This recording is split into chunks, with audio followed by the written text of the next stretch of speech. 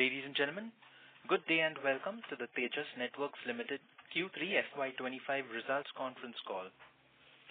As a reminder, all participant lines will be in the listen-only mode, and there will be an opportunity for you to ask questions after the presentation concludes. Should you need assistance during this conference, please signal an operator by pressing star and then 0 on your touchtone phone. Please note that this conference is being recorded. I now hand the conference over to Mr. Mohit Mishra from ICICI Securities. Thank you, and over to you, sir. Good evening, everyone. Thank you for joining on Tejas Networks Limited Q3 FY'25 results conference call. We have Tejas Network management on the call, represented by Mr. Arnab Roy, CEO and Whole-Time Director, Mr. Sumit Dhingra, CFO, and Dr. Kumar N. Sivarajan, CTO. I would like to invite Mr. Arnab Roy to initiate with opening remarks, post which we will have a Q&A session. Over to you, sir. Thank you. Welcome everyone to the Q3 FY'25 earnings call. I'd like to, at the outset, I'd like to mention that our CEO, Anand Athreya, is not doing well and is unable to join today's call. So we will be taking the call between me, Sumit, the CFO, and Dr. Kumar Sivarajan, our CTO. Just to get started, I hope you got a chance to look at the slides. I think we were a bit took some time to upload. I'm in the first slide. So the Q3 net revenues were 2,642 crores, which is a significant growth, and it was flat quarter over quarter, but significant growth over FY'24. The Q3 PAT was 166 crores, and the order book at the end of the Q3 was 2,681 crores. In terms of the highlights for the quarter, some of the significant events that have happened. For the wireless business, we have completed RAN supplies for 27,000 sites in this quarter, leading to a total of 86,000 plus sites delivered till date in BSNL's 4G, 5G network. I want to, take a little bit of time over here and kind of share the magnitude of this achievement that we have done with our team. So, these are radios developed over 5 different bands, from 700 megahertz to 2.6 gigahertz. The single band, dual band radios, and achieving not only the design of this product, but the volume manufacturing of supplies, reliable supplies to the network which has been deployed. This has been an incredible achievement. And as you all know, BSNL themselves have reported that more than 65,000 sites have been deployed and are radiating, and they are getting increased customer traction or adoption in the network. So all in all, it has been a tremendous achievement by the company, and we're all proud about the customer success that has come along with it. So apart from this, with our RAN products, we started a few, and we have a few ongoing POCs with domestic operators for 4G and 5G. These POC cycles, because they're new products, these POC cycles usually take some time because they need additional functionality development, additional KPI parameters, and all those kind of things. So there are some cycles of evolution that happens in the product during the POC cycle. So these take some time. Apart from this, in Q3 we had started major engagements with multiple international operators for our high-power 5G radios, and they have mainly been giving a lot of interest in our high-power radios, and we see interest in doing country-specific band customization for these radios for both mobility as well as fixed wireless access applications. For the wireless business, one of the highlights has been signing a 3-year contract with Vodafone Idea for supplying equipment for their pan-India 4G and 5G mobile backhaul network. This win was a result of very extensive testing and qualification of the equipment, both in the labs as well as the field. And this has been mainly our packet transport as well as our optical DWDM equipment. So we have already started the supplies, and the deployment is happening as we speak. And this is a very significant achievement for the company, and success can mean a lot of replication of this business in not only in Vodafone but in other customers as well. We have been selected as a broadband equipment supplier for state-led BharatNet last mile connectivity in Tamil Nadu, and this has been another significant win, and this is around our mainly our FTTX equipment based on GPON. We also successfully completed the POC and received the initial purchase orders for network modernization win in the US. We had earlier reported the solution win, and then we had a successful POC and first office application in the network, and based on that, we started receiving the orders for the larger deployment into the network. We think that successful deployment of this network can lead to many other opportunities in the US with similar network modernization opportunities. From our existing customers in Asia, we received again major orders for the expansion of the mobile backhaul network, and this has been for again our packet transport and WDM equipment. From a corporate update point of view, as you've seen from our press release, Sanjay Malik, who was former India country head of Nokia, has joined the management team as EVP, Chief Strategy and Business Officer. Sanjay comes with a very extensive experience in our industry, and he has led Nokia's business successfully in India over a long period of time, and we really are very excited to have him on board and really leverage his experience and skills in taking the company's business forward.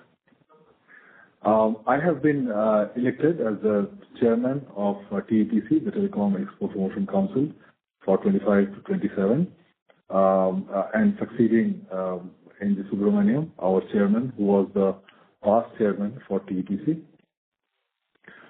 We have won the Global Connectivity Award for Best Hardware Innovation at the Capacity Europe conference in London, and this has been for our ultra-converged broadband access equipment. We have significantly expanded our office and manufacturing facilities in Bangalore in line with our business and headcount expansion, and we have almost doubled our floor space capacity both for our R&D as well as for manufacturing.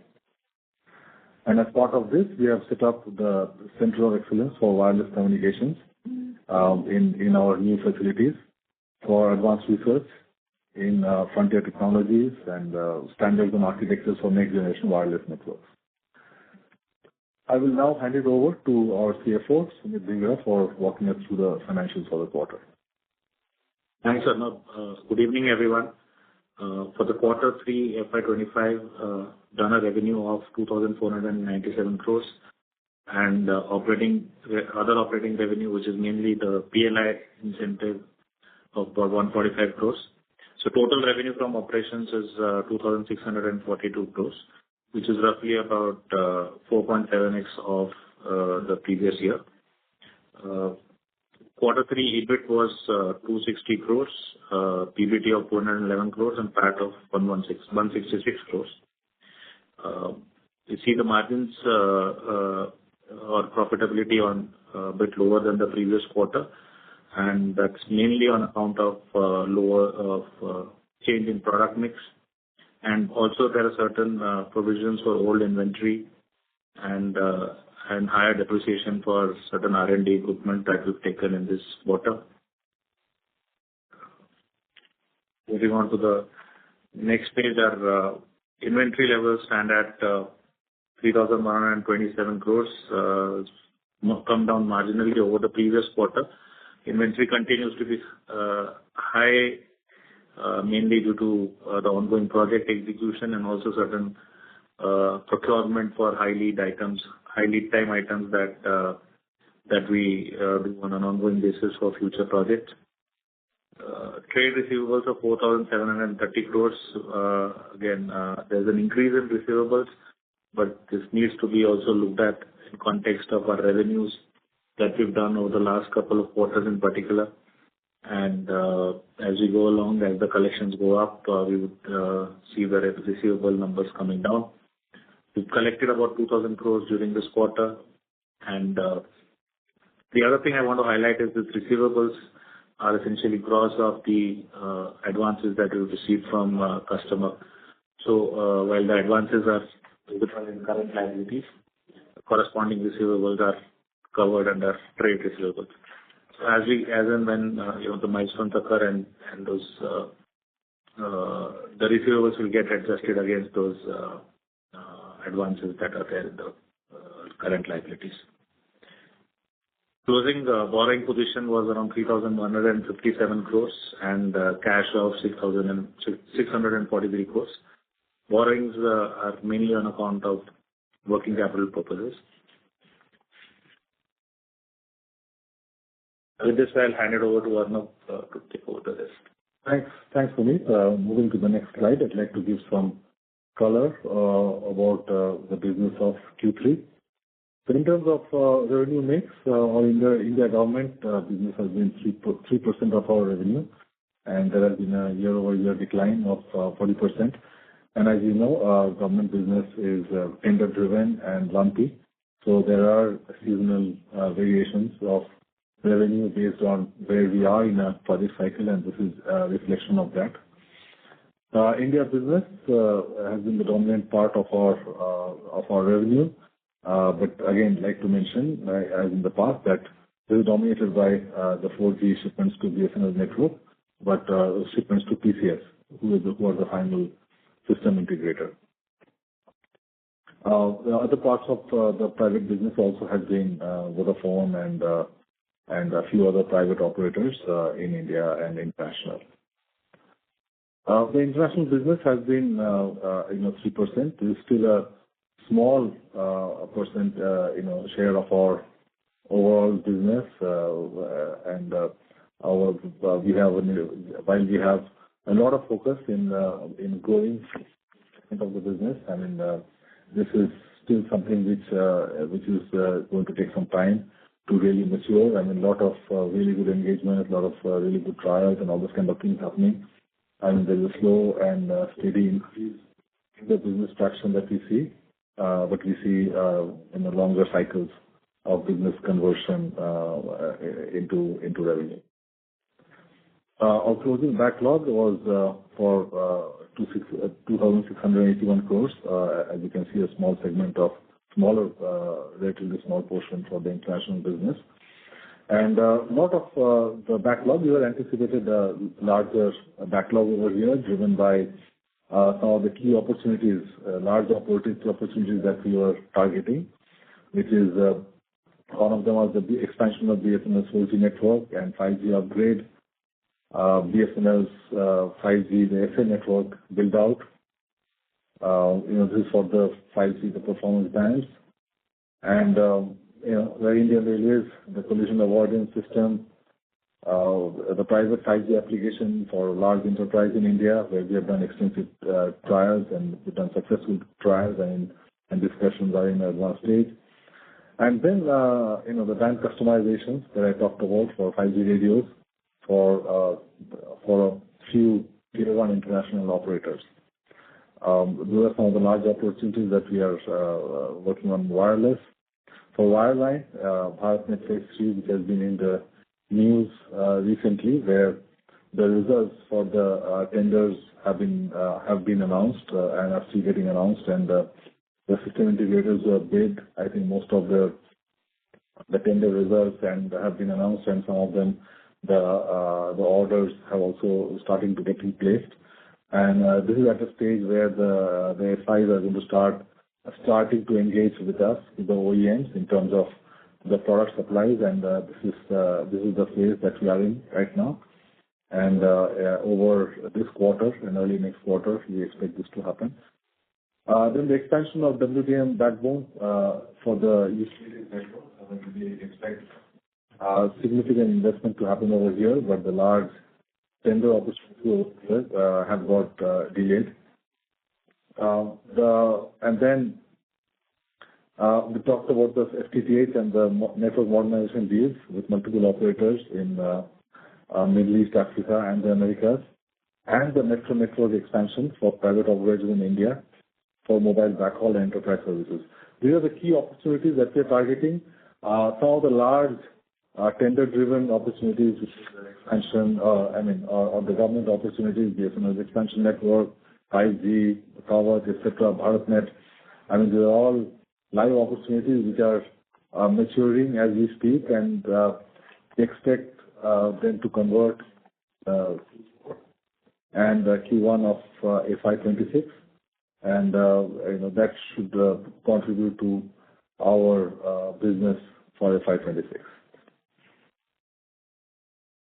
So at the end, I would also like to kind of recap. We still see very strong drivers for our business, both in India as well as internationally. We see continued investment in fixed and mobile technologies worldwide. The drivers remain the same that we discussed, mainly the cloud enterprise, digital transformation, 4G and 5G have a long deployment cycle. There's a long runway of 4G deployment also, long tail of 4G and 5G deployment globally. Massive investments in broadband connectivity, both in India as well as worldwide, in Europe, US, and all other geographies. Modernization of utility networks, across, and this is also a phenomenon. This is across the world. Digitization of cities and economies, and on top of these, I think the new major investment that is happening is setting up AI data centers, and the networking within the data center as well as the connectivity. This is going to be a major driver for networking business for us. We've heard about very recently the announcement of about $500 billion of investment in building AI infrastructure. So similar kind of investments are happening across the globe in all geographies. So that's also expected to be a major driver for our business. So what it means to us is, our investments in line with those are for wireless, of course, developing state-of-the-art 5G RAN equipment, supporting diverse bands which are the spectrum which is available across the world, including massive MIMO radios, fixed wireless access solutions for the N78, the 3.5 gigahertz, as well as the millimeter wave bands. Support for both 3GPP and ORAN standards in our products and product architectures to support any kind of configuration or architecture that the operators choose, and we are starting to see a lot of traction happening for ORAN-based applications for 4G and 5G radios, and our products are designed to support both architectures. And by leveraging a lot of the technology that we have from Sankhya Labs in satellite communications, we are building advanced non-terrestrial communication capabilities in our 5G RAN equipment, and a lot of this is going to be part of 5G advanced as well as 6G standards. And we have a leg up in terms of the access to the technology that we can have for maturing evolving our RAN products. From a wireline perspective, it just means higher speeds and speeds, higher capacity. So, the state-of-the-art of 400 gig and 800 gigabits per channel has to evolve to 1.2 terabits per channel, and that's going to come out, in this calendar year. We're evolving our gigabit GPON to 10 gigabit and 50 gigabit PON standards. We are seeing a lot of adoption of FTTX PON technologies for enterprise and mobile backhaul applications. because they offer a much more cost-reduced architectures for large-scale networks. And we're seeing the evolution from not only for residential broadband, but also to enterprise and mobile backend applications. And that requires building additional technologies and protocols and stuff like that for our PON equipments, which we are investing in. And then evolving our converged broadband product, which is one of our flagship products, which provides a convergence of multiple access technologies, providing broadband capabilities. So these products we are upgrading, which was to support LTE for fixed wireless application. We're evolving it to support 5G, and we are upgrading our GPON to XGS-PON and higher speeds. So these are the initiatives that are going on in terms of supporting the business drivers and the growth that we see, the growth drivers of our business worldwide. We are also investing significantly in our business development and sales, and one of the key initiative over here has been bringing Sanjay Malik on board and leveraging his experience in our field and his relationships and experience and to drive strategy as well as business development within the company. We expanded our sales teams in North America and Latin regions. This is a special focus area for us, and we are seeing quite a good success that we can build on. And we've also expanded our partner networks in Europe, Asia, and ANC regions as we start to build our business in this region incrementally. So with this, I come to the end of our presentation. I'd like to open the floor for Q&A. Thank you very much. We will now begin the question and answer session. Anyone who wishes to ask a question may press star and 1 on their touchtone telephone. If you wish to withdraw yourself from the question queue, you may press star and 2. Participants are requested to please use handsets while asking a question. Ladies and gentlemen, we will now wait for a moment while the question queue assembles.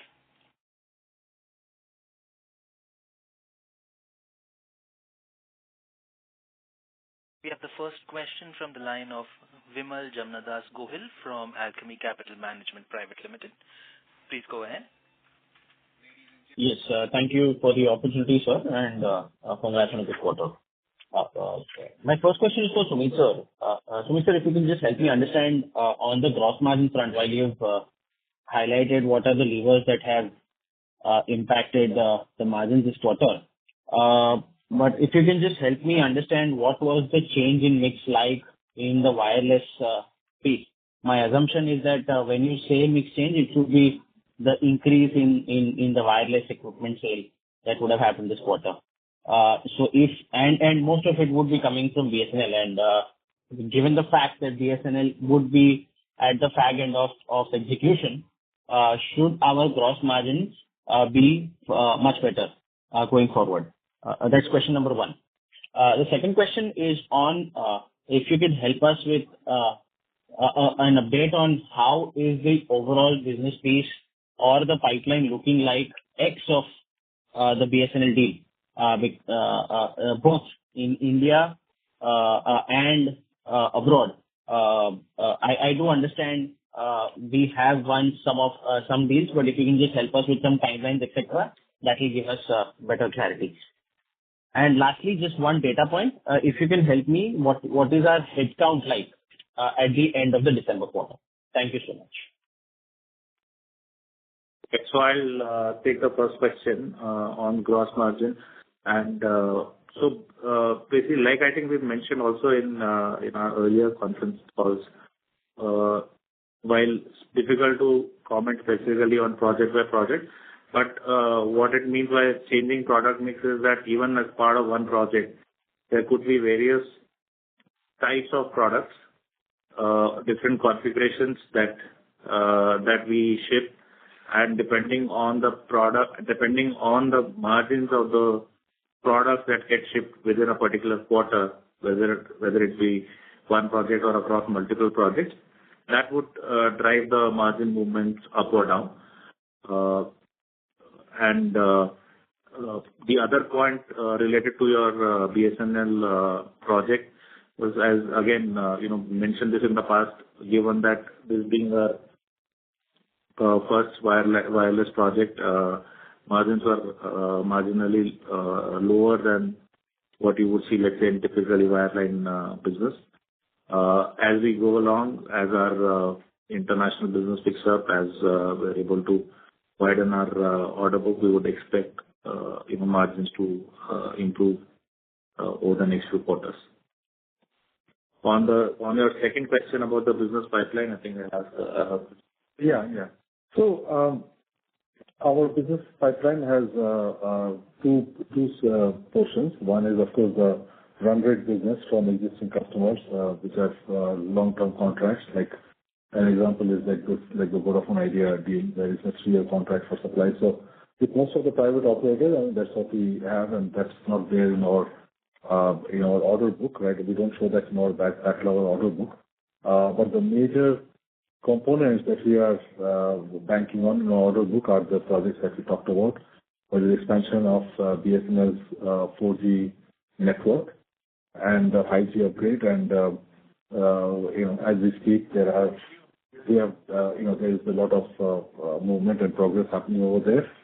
This is also something that is going to be one of the significant opportunities that we are planning to close, in this quarter and next. The other one is, if you are aware, BSNL is also planning on building their standalone 5G network in 3.5 GHz band. So that's another area that we have a very strong opportunity of finishing. And the third one was the railways coverage of the collision avoidance system. We did a successful POC over there for our 4G products, and we also wanted to try out 5G, and that testing has also been done successfully. We are waiting for the tender to come out and bid over there. Then I talked about private 5G application. This is also a deal where we have completed the POC and we're in commercial discussions. The other one was where we're talking about the engagement with a few tier 1 international operators, and that's a longer cycle during the year because we are in advanced technical discussions, and there will be some amount of R&D work required for the customization for these products. And for the wireline, the BharatNet Phase 3, I think that's been in the news and you're aware of it, and we have an opportunity for our service routing products, these projects. We are also expecting very large deals for the utility segments, for the power rail segments, where they are for the telco business. They are significantly investing in growing their nationwide backbones, WDM backbones, and a lot of that has been built using our equipment. So as they upgrade it to from 100 gig to 400 gig and above, this is another major opportunity that we are lining up for.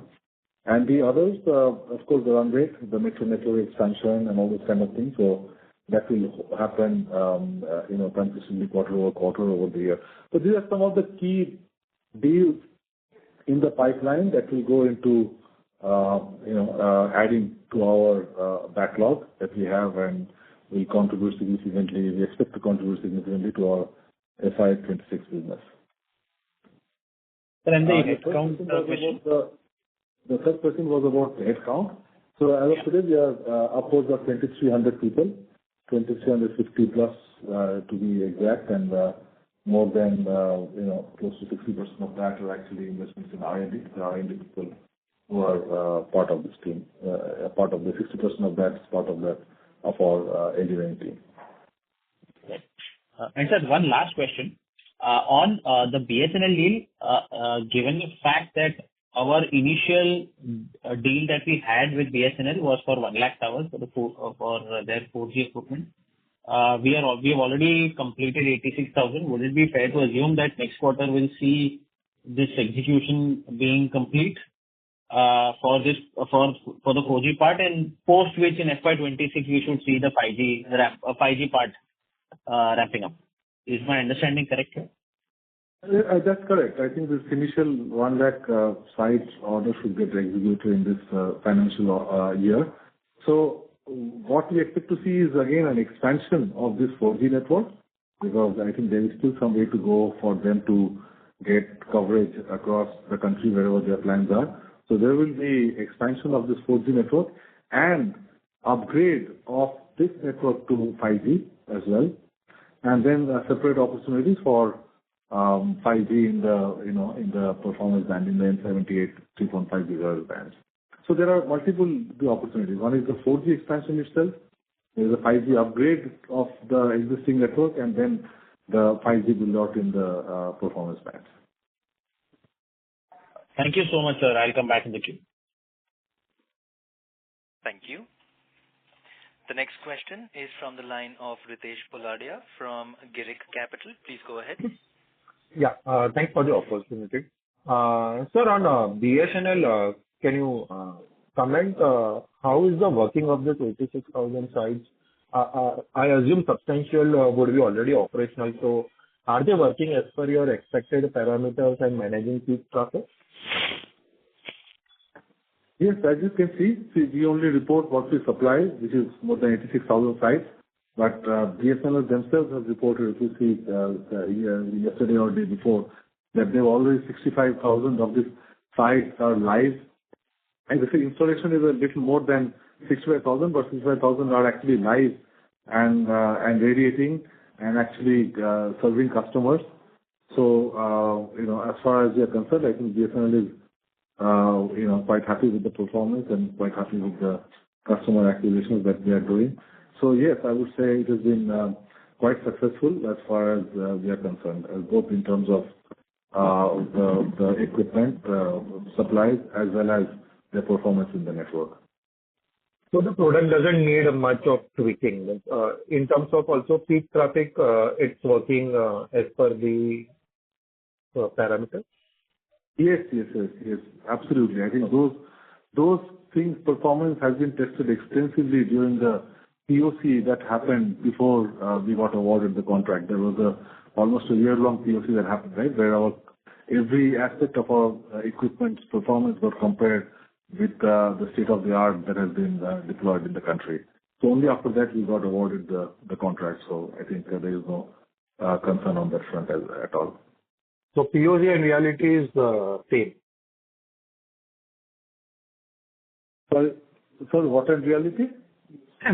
I mean to say, yes, POC performance and real performance is same. Oh, absolutely. And by the way, I mean, just to let you know, POC is not just some testing in the lab. POC has been across many sites in Chandigarh,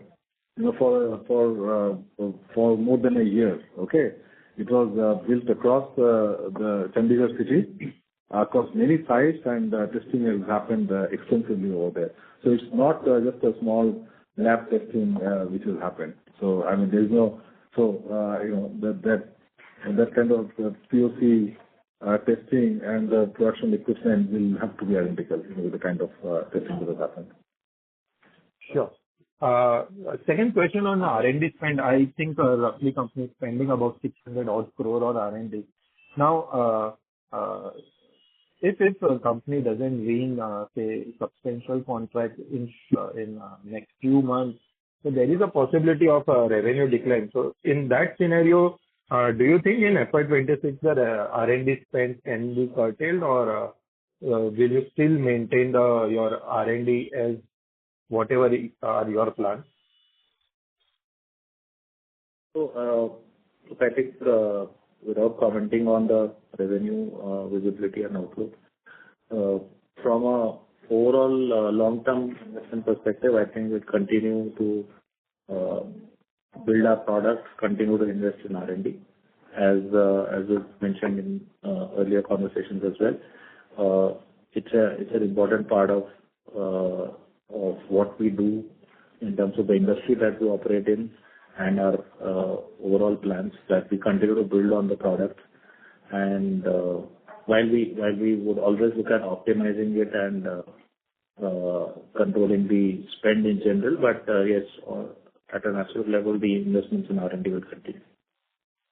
So, Lastly, sir, what would be your import content in the materials, or now is the domestic sourcing is higher?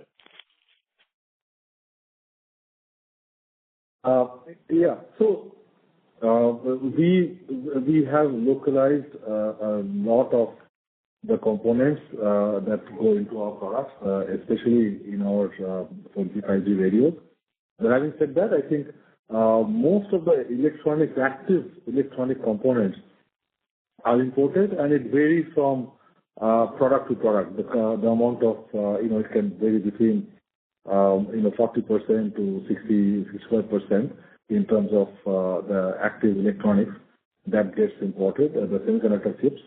But a lot of the key ingredients in terms of enclosures, in terms of the accessories, cables, connectors, mechanical items, a lot of the passive components, a lot of that has been localized in India. Including the entire the manufacturing and assembly, which includes the PCB assembly as well as the system assembly, test and all those kind of things. So significant part of the entire manufacturing operations, are actually based in India. Great. That's all from my side. Thank you very much. Thank you. We have the next question from the line of Rishabh Gang from Sacheti Family Office. Please go ahead. Yeah. Hello, sir. Thank you for the opportunity. I want to understand on the international order front, I think we target tier 2 and tier 3 vendors.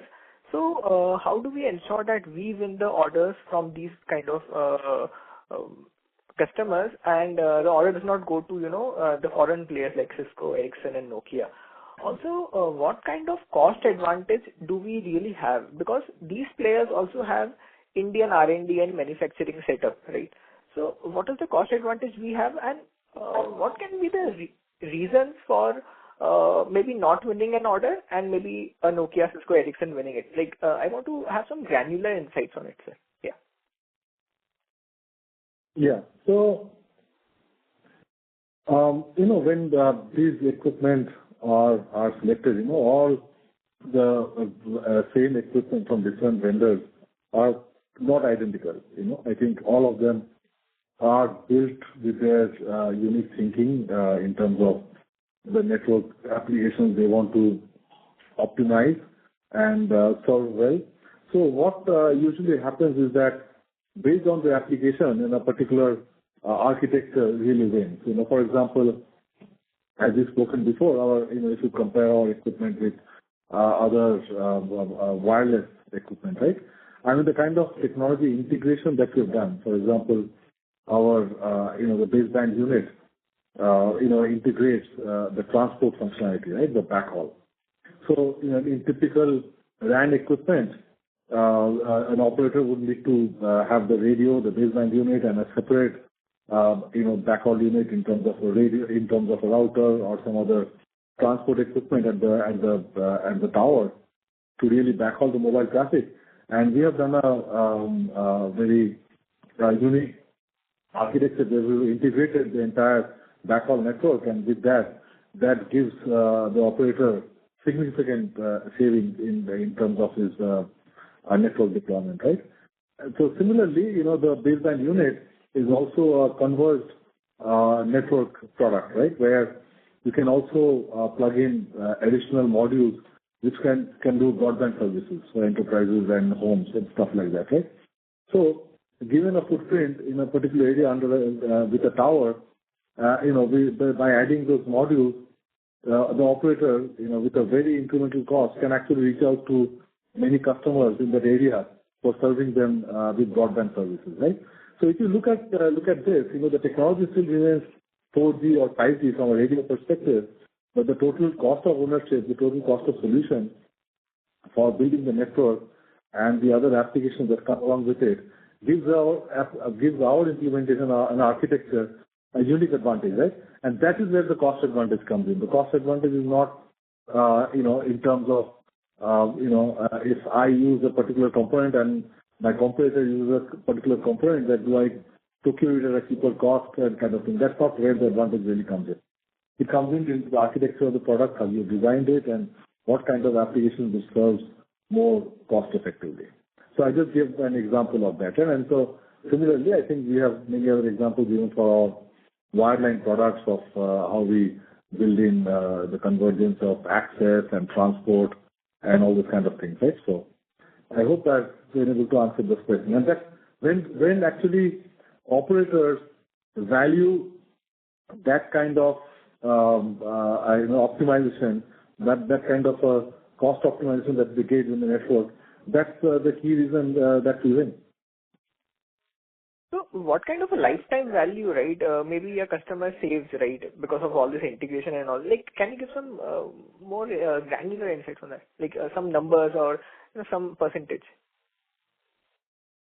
Well, it depends on the application. Okay, the integration of radio with transport is one kind of optimization. The access with transport, that's another kind of optimization. And the cost savings are not only in terms of the cost of the equipment, but also in terms of the OpEx costs, right? Being able to manage a single equipment with a single management software gives them a lot of operational savings in terms of their own training, in terms of power management, all this kind of thing. So, you may get the cost of goods advantage of maybe 20-25% to that extent, but you get a larger benefit in terms of the OpEx also, in terms of running an network with this converged or integrated equipment, right? So it's like it really varies, and these are just kind of indicative of where the benefit really comes from. Very insightful. Also, what would need to happen, right, for us to win India wireless orders, right? So I wanted to understand what is the status of ongoing POCs, right? When do you think the outcome of these POCs will come through? Also, if such POCs are happening for international orders, what do you think about that? Yeah. Yeah. So as I mentioned, that the live POCs are going on for operators in India, and we think probably in this quarter or in Q1, we should be able to see some success in that in terms of additional orders and additional deployment. For international customers, we have a lot of engagement. I mean, obviously our success in BSNL has given us a lot of visibility globally, and people see our equipment and see our architecture and the efficiency of our product, and they are very interested. And there's a lot of discussions which are going on in terms of how do we customize it for their specific bands which are there in their countries, right? So that's why it's going on. So those will take a little longer to really convert because that will require some amount of customization as well.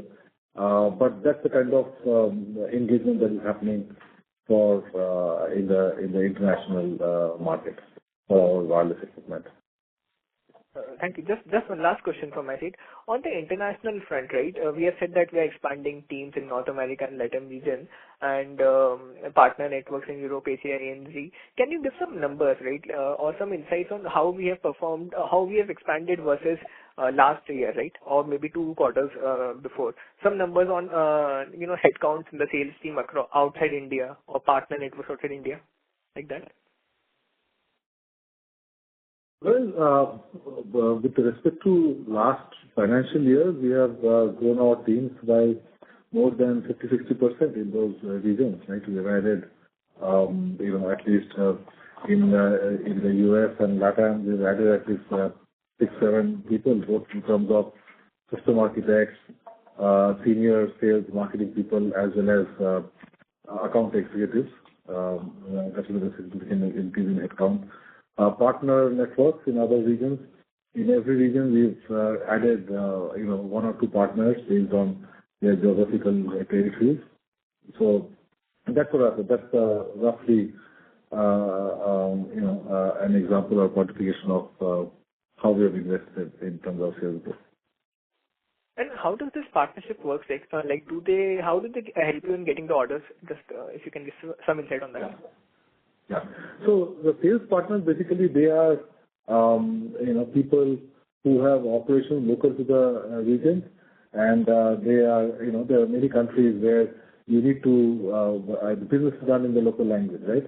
So they are people who are set up over there who have the expertise of building telecom networks. They have the expertise of supplying. They understand the technology well. They have the customer relationships. They have the experience of building networks using these technologies. They have countrywide presence in those countries, whether Indonesia, Malaysia, maybe in the Middle East and all, where you need on the ground presence and country presence for building networks, because that's how our equipment is deployed.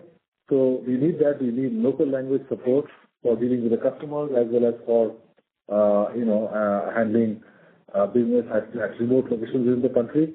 So those are the nature of the partners who are there, people with significant in-country presence, significant local language support, and significant customer relationships in those regions. So those are the people we work with in terms of partnering, in terms of sales and supplies, and deployment and support. Got it. Thank you so much for the insight, sir. Thank you. The next question is from the line of Advait Lath from Nippon India Mutual Fund. Please go ahead. Yeah, hi sir, am I audible? Sir, you are audible. Yes, you are. Yeah, so just congrats on a solid set of numbers. Just picking up from the previous question, I just wanted to know what is the environment we are dealing with in the North American continent and LATAM in terms of the regulatory environment, especially because of regime changes, etc., and also the tariffs that we might be getting incurred upon us because of this, and how we are going to deal with it, and also the lead times within these continents. Yeah. So in terms of regulatory, issues, there are really no issues. I think the only regulatory thing we need to meet is the performance of the equipment. Because these are advanced equipment, and they have to meet the global standards or the North American and Latin standards, the country-specific standards in terms of their performance, the safety, the radiation, all those kind of things. Those are the kind of, there are FCC and UL and those kind of agencies which are there, and you have to have your equipment certified against those standards before you ship to those markets. And when we design our equipment, before we take it to production, we make sure that we have tested for those standards in various markets. Many of them are very, very similar. Few of them have one-off extra features, but we make sure that the equipment are designed to meet the regulatory requirements for performance, safety, radiation, and all those kind of things, right? And operator safety, all those kind of things, right, for various markets. And also make sure that we get those certifications for our equipment, which we put on our equipment before we ship from there. And that testing happens actually in India, because all those global certification labs, like QZ, UL, and all those kind of things, they actually exist in India, right? And they have extensive infrastructure. And so they test and certified, and we put those marks for FCC, CE, UL, and all those kind of things on our equipment. So that's as far as regulatory is concerned.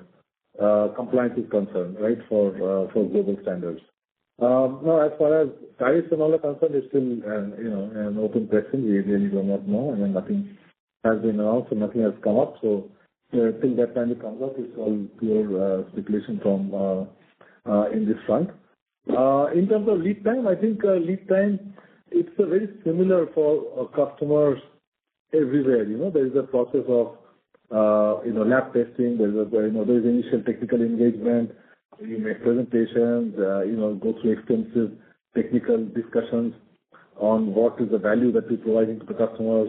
And then there is a cycle of the lab testing. Sometimes they do remote demos and testing, and then followed by lab testing in their labs. And then very often they actually deploy the equipment in their network, in their field, to see the performance of equipment, and that takes some time.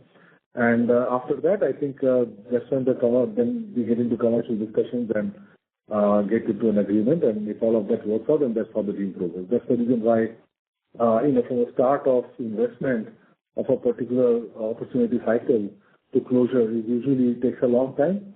But when you are selected, I think if your performance is okay, the supply cycle is also a long one. It's like at least a year, if not a multi-year cycle, or it's a major project deployment that happens because the operators also invest a lot in going through the testing process and selecting a particular vendor.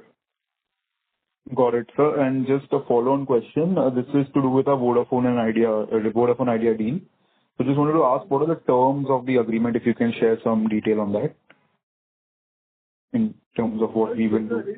Yeah. It's a very standard agreement that we have with any other private operator, which is to do with supplies for our equipment for a set of states, for a set of circles. We are building the entire network for the state across multiple states. And the contract includes supply and deployment and commissioning of the equipment, including supply of network management and getting the equipment live and connecting it to the mobile 4G, 5G networks and getting the traffic running.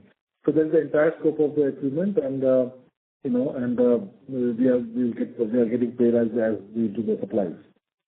Got it. So this will be in tandem with TCS, or this would be an independent contract? No, this is an independent contract with us directly. Got it, sir. Thank you so much, sir. Thank you. The next question is from the line of Sunny Gosar from MK Ventures. Please go ahead. Yeah, thanks for taking my question, and congratulations on the very quick execution for the BSNL project over the last 3 or 4 quarters. My first question is related to the PLI incentive. So we have booked about 500 crores plus of PLI incentive in the last 4 quarters. Have we been receiving the money on a regular basis, or is this still completely outstanding as on December? We received the PLI incentive for FY'23 in FY'24. And typically the payment happens in the subsequent year.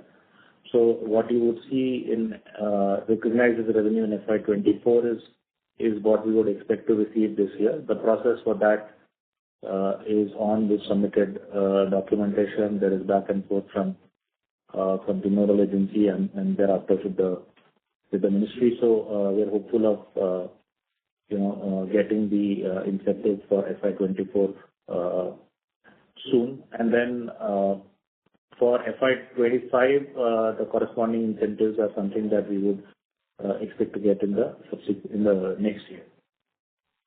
Got it. That's quite helpful.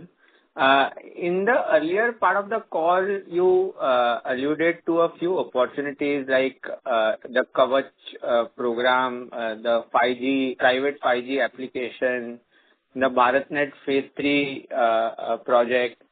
Will you, if you could give some color on the quantum of some of these opportunities, some ballpark numbers or some indicative color on how large some of these opportunities could be, and on an annual basis, how much revenue opportunity that could lead to over the next few years? These are very significant size projects. I think all those BharatNet projects and all the overall budgets and all have public information in terms of what is the budgets.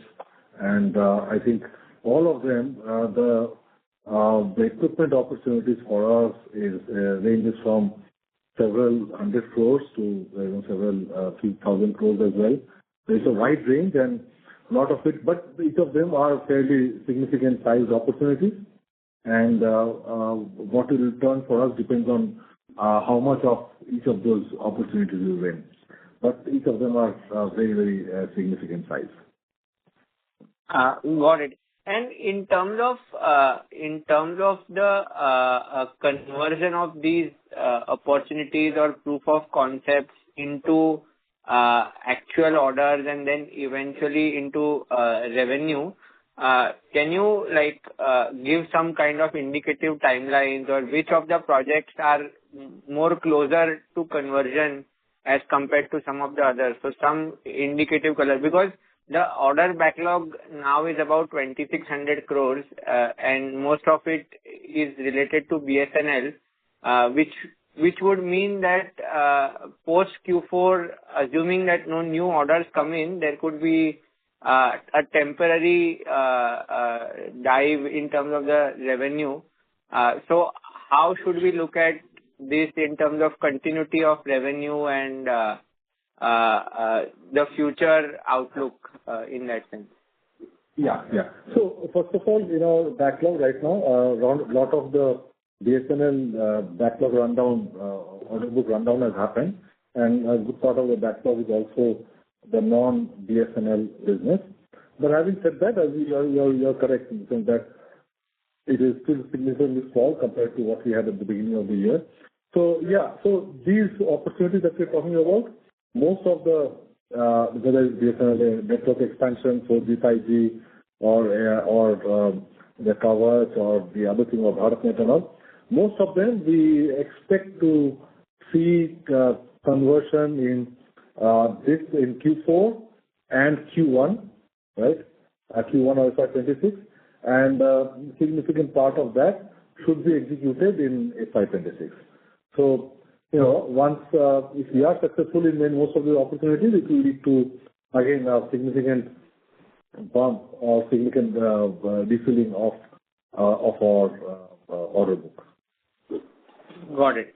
And one last question. I would also like to make it the last question of this session, if you don't mind. I think we are running out of time, so please let's take this last question. So one last question from my side. Basically, the BEAD program in US, which is like a multi-billion-dollar government program, and also the rip and replace initiative that the US government has announced. So, are we likely to be beneficiaries of those programs, and what kind of opportunity do we see in the North American market? Yeah, I think both of those programs we are trying to address with the local partners. Both BEAD in terms of the broadband rollout in the rural areas. There's a significant amount of investment, and a lot of the investment is happening in phases. And we are working actively with our sales team as well as partners over there to win part of this business. So the same holds for rip and replace. Rip and replace, I mean, it doesn't really come in terms of here is some equipment to be replaced. I think it comes along with as customers, operator expand their networks in those regions. Along with that, I think the replacement of equipment and expansion of the network really come in. I think that's also there, but I think the bigger opportunity, one of the significant opportunities that we're seeing in North America is this network modernization, because the network, many of the networks which are there in North America have been built over many, many years using old TDM technology, which is optimized for voice. And as they modernize the network to a more modern database, packet-based infrastructure, they cannot really replace all of their endpoint connectivity so easily. So they require this special technology that we have using circuit emulation over packet networks for being able to modernize the heart of the network and slowly transition their older networks to more modern interfaces. That is, I think, a very unique technology that we have, and that is something that we also, along with the BEAD and other optical transfer opportunities, we are seeing this as something giving us a lot of traction, because also this is something very unique for us. Got it. That's quite helpful, and thanks for the detailed answers on all my questions. Thank you very much. So with that, I would like to thank everyone for joining the call, and hope and thank you for your questions, and hope you've been able to provide good insight to our business, and look forward to our discussions, talking to you guys again next quarter. Thank you very much. Thank you. On behalf of ICICI Securities, that concludes this conference. Thank you all for joining us. You may now disconnect your lines.